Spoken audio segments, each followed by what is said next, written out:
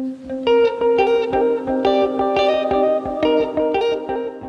there, how's it going? I'd kick off this training block. We're looking at Ironman Tulsa on May 31st. It's 31 weeks away.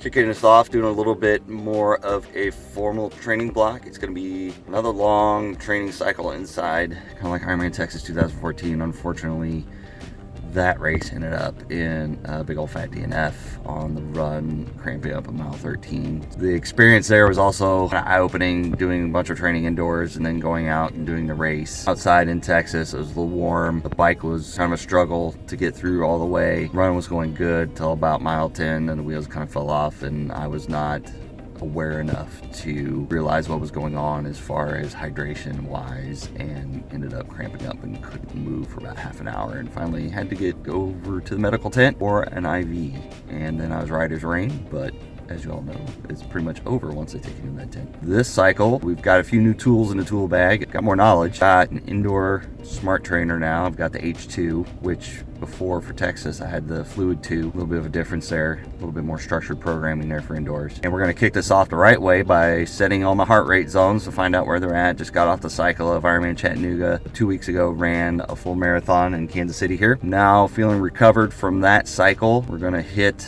a run test to get the fitness and the zone set up, and we're going to start the training block. Right after that, do a quick little swim, and then get back to programming for athletes and other programming for mentoring and coaching and all this other fun stuff. Stay tuned. We will hit you up. Tomorrow is probably an easy day, and then the next day after we'll do the bike FTP test, which is informative but not fun. So we will keep in touch. I'm trying to document this process a little bit better, especially since it's a little bit different for me. A lot more, probably 85, 90, 95% of the training is going to be indoors. As you can see, I'm already wearing coats, I'm wearing hats. It's in the 40s here today. It's supposed to snow Tuesday, which is October 29th. That's a little early for us to start getting snow and sleet and all this other stuff. Usually gets a little bit chilly around now. It's starting to look a lot like winter around here. So everybody's heading indoors. So we're going to play this training block for a spring Ironman a little bit different. Hopefully you got some good motivational reasons to be training and doing this kind of crazy stuff, because snow and cold on Halloween is going to be a long winter, and it's going to be a lot of indoor training for Ironman Tulsa.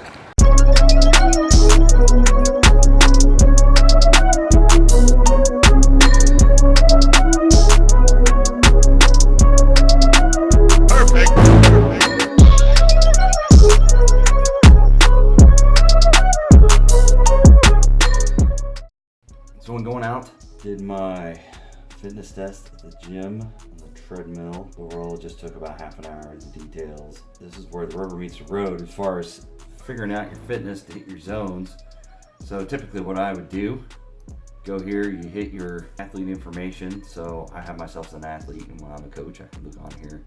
So what you got is a nice little fitness test. Got your little section here of about 1.4 miles. Find that right here. So in here I got my average heart rate, my max heart rate. I can set my zones.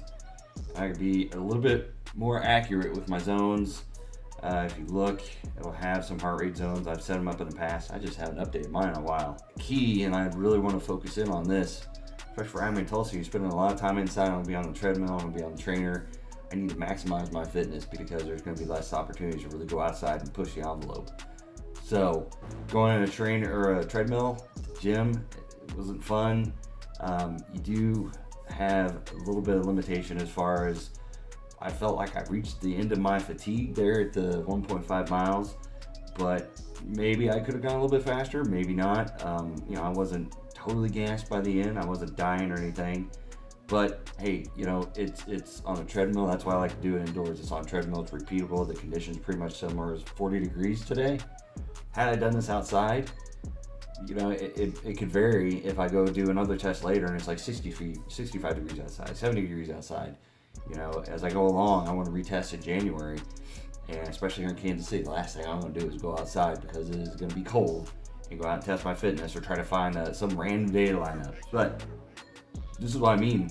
So I'm going to get my athletes on board, especially my one-on-one guys. Get them in there, get your zone set up, especially in the off season, and really handle it home. And the things I like to see for those fitness tests is, usually I don't like to see it in the morning. When you wake up first thing in the morning, you're fasted and your body may not be as ready to do that fitness test. And then kind of do it, if you can do it over lunch, do it before you eat, so you don't have a full stomach, but you've got breakfast or a snack in there. Maybe if you had morning coffee, whatever, make sure it's something repeatable that you can do each time you do testing, and just go out there and give it as best you can. And as you do more fitness tests, you'll get a little bit more used to, well, where can I start my speed and everything. But this is laying the foundations for my build and for my prep for Ironman Tulsa.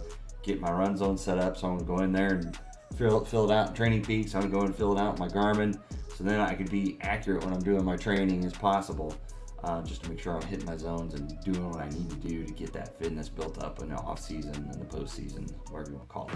Hey, here we are, Tuesday, into the official kind of kickoff into Ironman Tulsa training.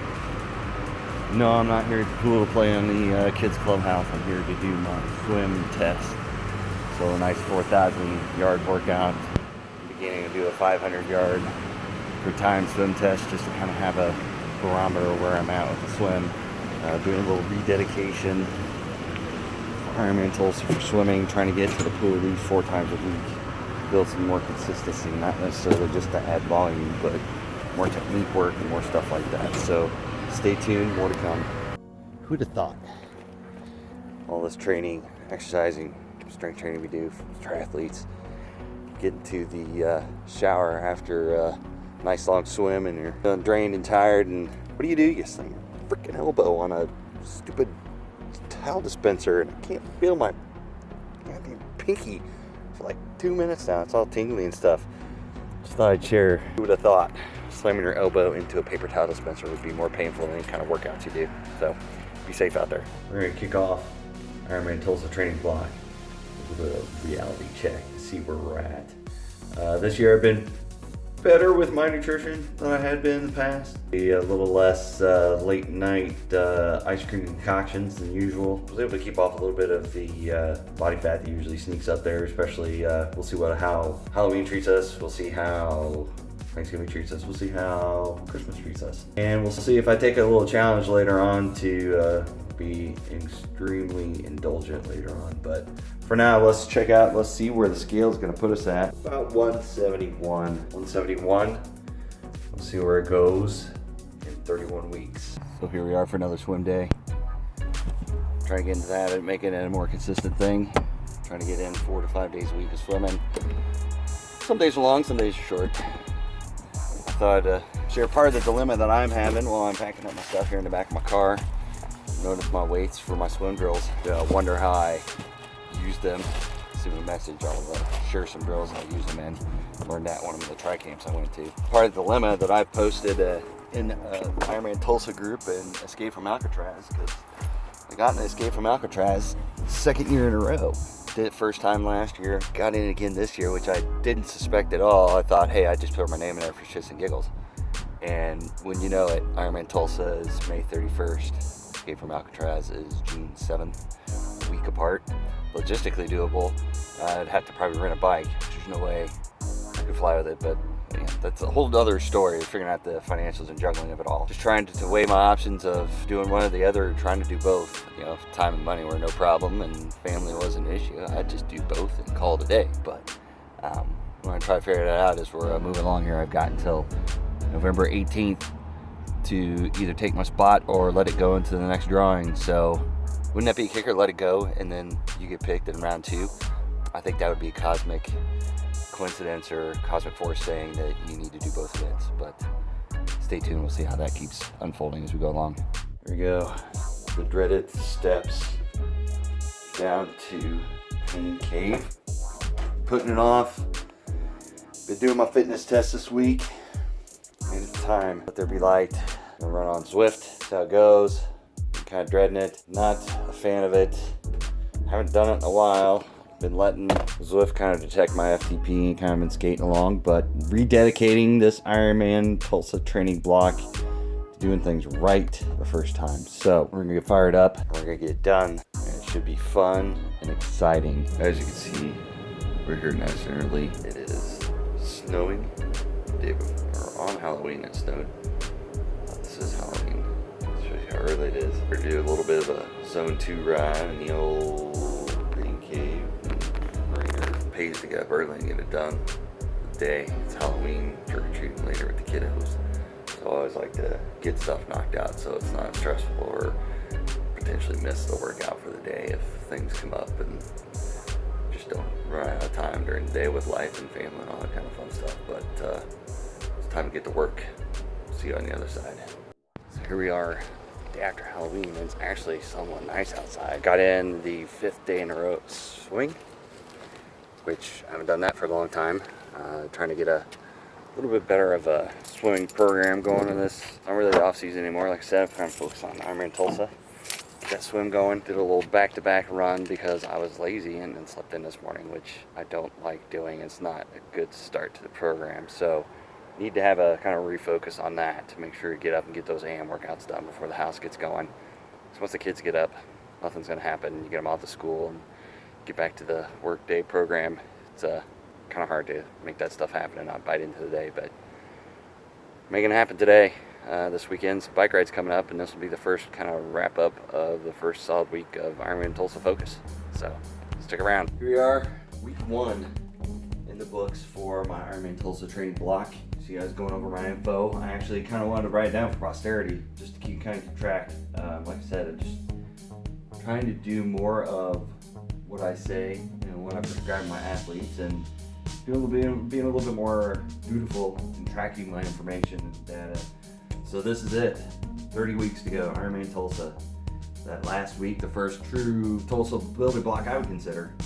Swam 16,200 yards, biked 117.7 miles, ran 24.4 miles, and total time of 14 hours and 39 minutes. So that also includes any kind of strength work or anything like that. And I did my fitness test last week, so my 500 yard swim time was 7:12, and that's good for 126 per 100 yards. A bike, I did my FTP test on Zwift, 244. It's about pretty on par with what I was thinking where I would be at. My run test, 1.5 miles, I did at 9:28. It's good for 6:22 minutes per mile, the 166 beat per minute threshold. So that was done on the treadmill. Felt like I probably could have gotten a little bit harder on that treadmill, but as I do the test more often, I get a better feel for that. It's just hard, especially the conditions around here in Kansas City. It's getting a little bit cooler, so it's hard to do a fitness test on track, even though it'd be level. There might be some wind. Cooler temperatures will do better. You'll go faster. Your heart rate will be a little bit less. So there's a couple of variables in there, but I'm going to stick with the treadmill. Now I know kind of where my starting point was and where I can kind of go up from there. Felt like I pushed my legs to the limit. My lungs and my heart rate probably didn't top out to my 1.5 miles. I kind of jacked the speed up towards the end, try to get to that, but I don't think I reached the top end. But every 4 to 5 weeks, I'm going to go back and retest that and keep track of that. And every week, I want to keep track of kind of what my stats are, just see where I'm at. I'm digging through other races where I felt like I did better, kind of reliving what I did leading up to those races, kind of educating myself. It's always interesting to watch Lionel Sanders on his little YouTube videos to go back and say, well, the data's right there. And if you've been tracking, especially Garmin Connect, you can go back there and dig through a lot of information and find out where you went right, where you went wrong, what you thought your goals were, what you actually did as far as workout metrics. So keep track, keep watching, and every week I'm going to try to do an update, put it out there, just see where I'm at. If I'm reaching my goals, if I feel like I'm struggling. This week started off good. Got in my AM workout before the family got going. Got a nice strength ride in the basement on the trainer. Got my pool swim in.